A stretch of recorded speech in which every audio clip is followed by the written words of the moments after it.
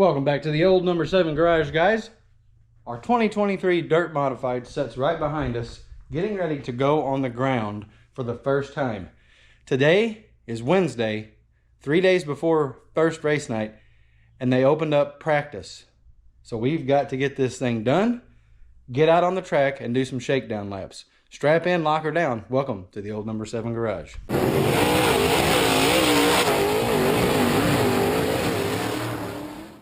I'm just as nervous as you are to let this thing down on the ground for the first time. And I'm not joking you, these tires have never touched the ground with this car.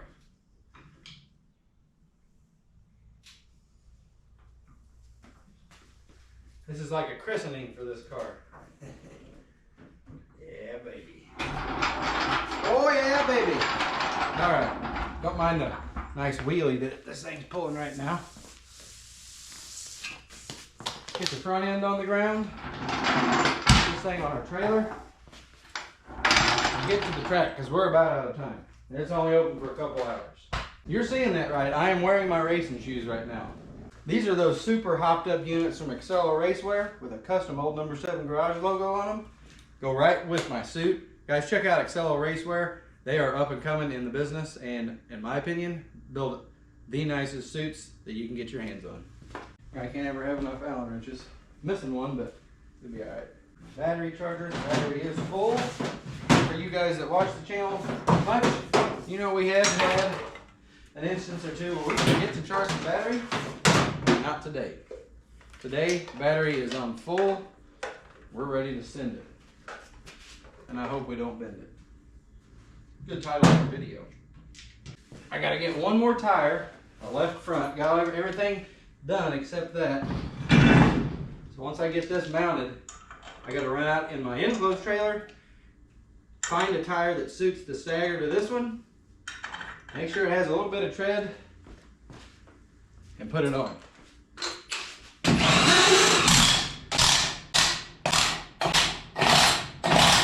NASCAR pit stop. Now's a good time to go grab a cold one. See you in a sec. There we go.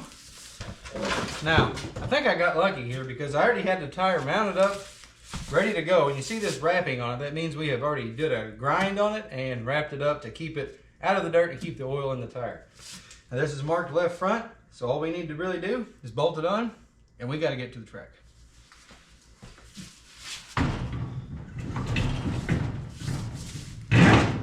Need to do a stagger on that. What do I mean by stagger? Well, the overall circumference of the tire needs to be within 1 inch of the tire on the right side. This one needs to be smaller. Doesn't have anything wrote on it, so I don't really know what it is, but I do got to check the pressure. And this digital Joe's billet inflator works wonders. Gives you an accurate reading every time. Still had 6.5 pounds of air in it for setting for a whole season. Not bad. Usually these tires lose all their air. We run 10 pounds on the left side and 15 pounds on the right. We're always turning left, so there's an extreme load on that right side. So we want to make sure to keep those tires from rolling over. And we want to also keep lower pressure in the left side, much like a rock crawler where it grabs the rocks. These tires will grab the dirt just a little bit better on this side with that lower pressure. Now let's see what we got, because I really don't have a choice at this point. There's an 85 on this. We're within 1/2 of an inch. I'm okay with that. What this does is it does quick, basically the half tire size. So you can see the marks here. Most of our stuff's out in this area. That's called a stagger stick.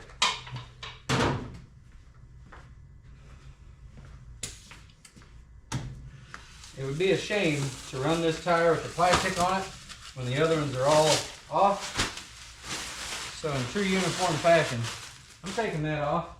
And I'm also going to get a microfiber rag and wipe the wheel off with all the dust. You ever have a feeling that your shop eats certain items? I sure do. One of those items would be microfiber rags. I can never find them. Instead, I'll just use an oil soap shop towel. Seems about appropriate for the situation. You can tell by all the dust that this tire definitely didn't get used much last year. Matter of fact, I know it sat on the rack the whole time. We're going to take some of this Maxima SC1. We use this on the body of the car, the suspension parts, anything we don't want mud to stick to. Plus it gives it a really shiny coating. Now you can spray it and leave it, which is what I'm going to do here, or spray it and wipe it off. Definitely not going to put it on the body yet because we have graphics coming. So that would be a super, super big mess. Mud's bad enough, let alone this stuff. It's hard to get a sticker to stick after you apply this.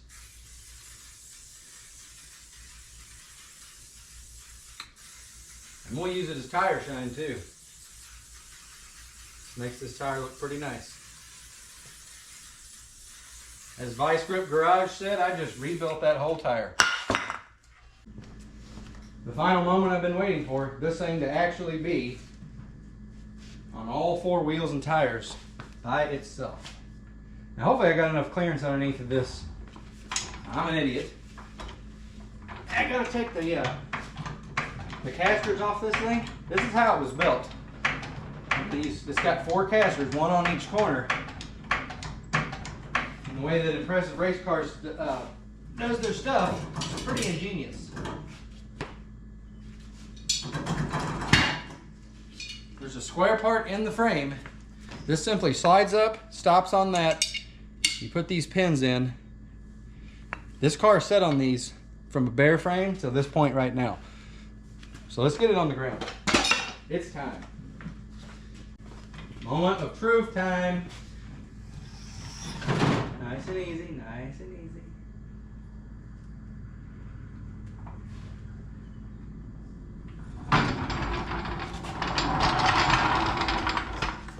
Well, it sets. I'm happy with that.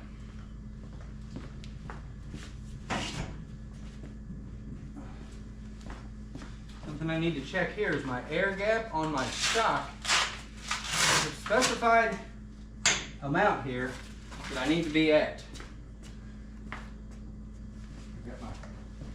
We're looking for 3 inches of distance between the bump stop and we're at 2 3/4.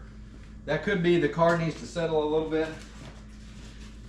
We're going to leave it at that for now. The good thing about this practice session is I have the chassis builder, Donnie Jumper, coming down. He's not too far from us, but he's going to come down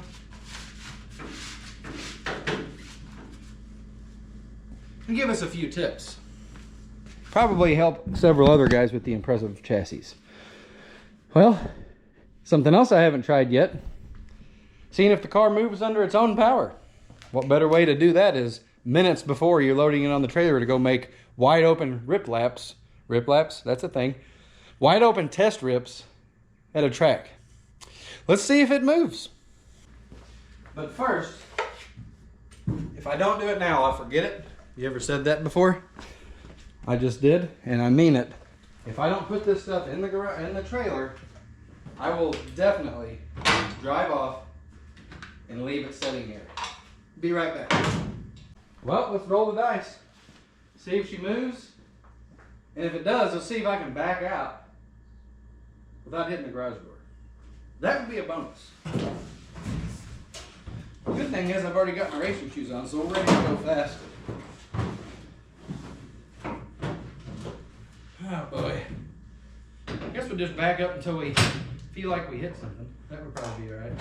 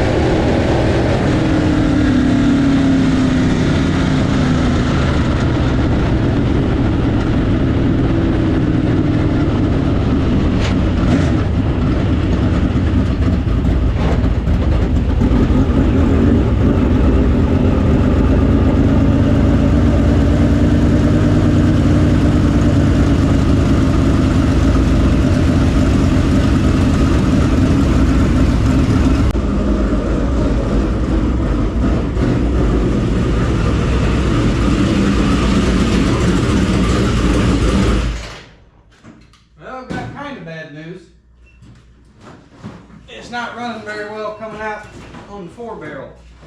What I mean by that is when I open the throttle up, it's cutting out really bad. So I'm gonna have to look into this real quick and see if I have it made the carburetor too rich. We're gonna find out. Well, it's come to this, guys. Looking at the distributor cap and the rotor, not the best, not the worst either. The carburetor thing didn't fix anything. It may have solved the problem later in life, but these Willys carburetors are dialable, several different jet sizes just with a click on the metering block here. It's pretty cool. I dialed it down just a little bit, 2 jet sizes, or actually 4 jet sizes. I moved 2 clicks, 2 per, I believe. And I'm putting a new distributor cap and rotor on it, just to see if that's gonna help me any. And I mean, after that, it's like, well, where do we go from here? I don't know. My dad says it best. I don't understand all I know. This is the wrench you need to adjust the Willys thing. It's a 7/32, tiny guy. All right, here we go.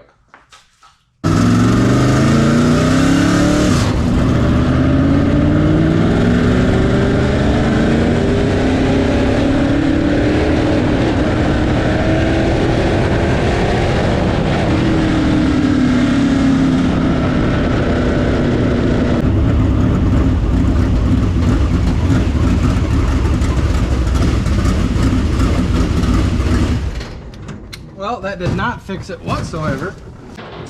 Option number 615.4. Put another MSD box in. I don't have a real big concern with the wiring on this thing, because this is the wiring as it came off my car last year. They cut 1 wire. I put everything back the way it was. Not to say that it's definitely not a problem, but the good thing about the MSD box, the way I wired it in, is all you got to do is unplug it, plug another one in. I just don't see that being the problem. Let's find out. I'm not going to take it all apart. I'm just going to plug that one directly in there. I'm going to go make it up and down the road pass. See what happens. It shouldn't fall out too far. Here we go again. We'll try 615. Let's see if this works. All right. Please work. I don't have time for this.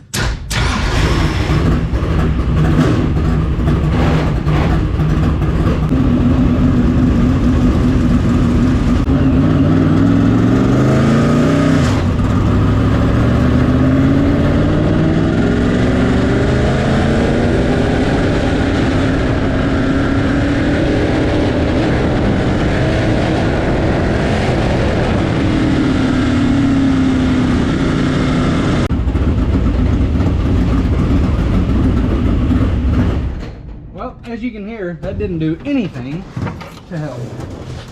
That's awesome. We've got an issue that I don't know how to fix. Hope we can get it done.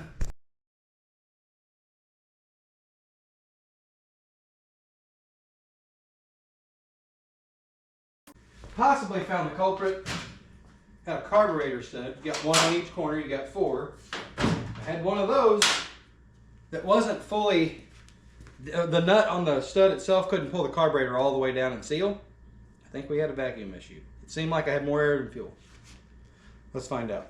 Okay, this is try number 415.4. God, I hope something works today. We're running out of options, guys. Running out of options.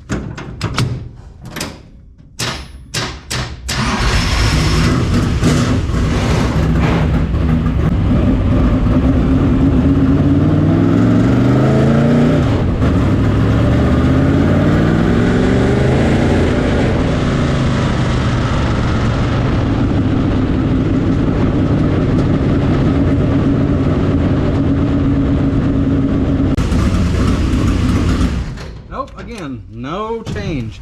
At least we know we don't have to put a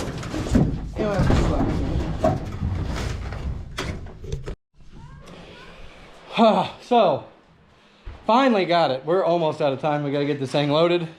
The alternator was plugged in. I don't have a belt on it. That was the whole problem. Or so I thought. My reasoning behind this, I didn't have an alternator belt on the car. I thought maybe there was some strange amp draw or something going on with that alternator being hooked up to power with no belt to run it. But I changed one other thing that fixed the problem. It just took me a few more nights to figure it out. Either way, we'll leave it at that for now. We're having fun with it, but the alternator was not the problem. Thank God. And Nathan, I told him, he said, what about that alternator being plugged up? I said, if it works, I'm kissing him in the mouth. And I can't catch him. I get anywhere near him, he runs. So, anyway, we're going to load this thing up and go rip it. We got to go.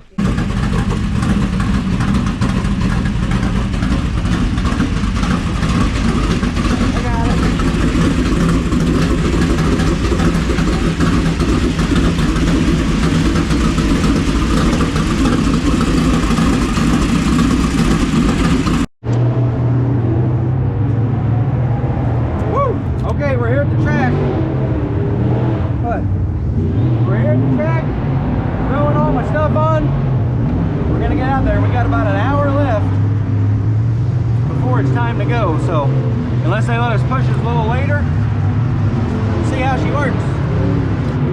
Hope it's good.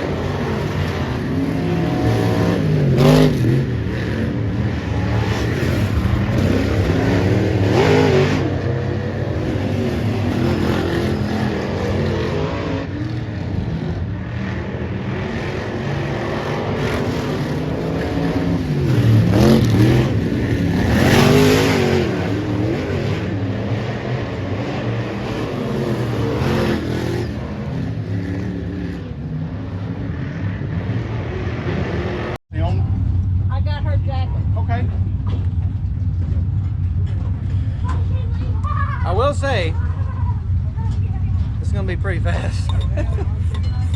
I still ain't ran it hard yet, but other than immediately spinning out before I even started. Hey, I'm hooking that alternator back up. I don't know what that was. It just spun out. I don't know. That alternator's getting hooked back up. It's got too much power. Well, I guess, but I was like, why is the brakes not working? So I let them guys go on, and I'm like, this thing's like half, pretty much wide open. So I just held my foot off of it and pulled it in here, but it ain't. Now what? Right there. That's where it's sticking at. It definitely ain't wide open, but it's cracked enough where it's idling really, really high. No, it ain't nothing big. We'll, there's not much tension on these springs right here, so we'll tension the springs up and get back out there, because this car is good, especially whenever I ran it hard. Looks a little tight.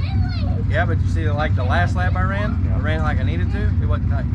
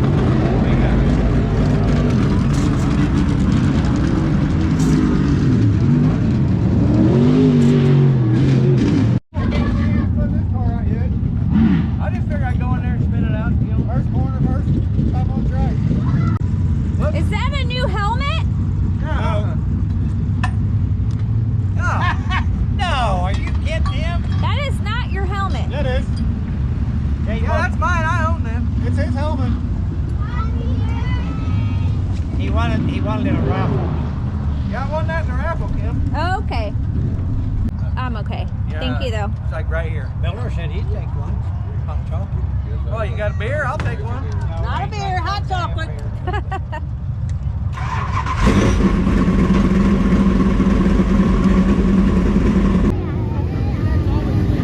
Yeah, always.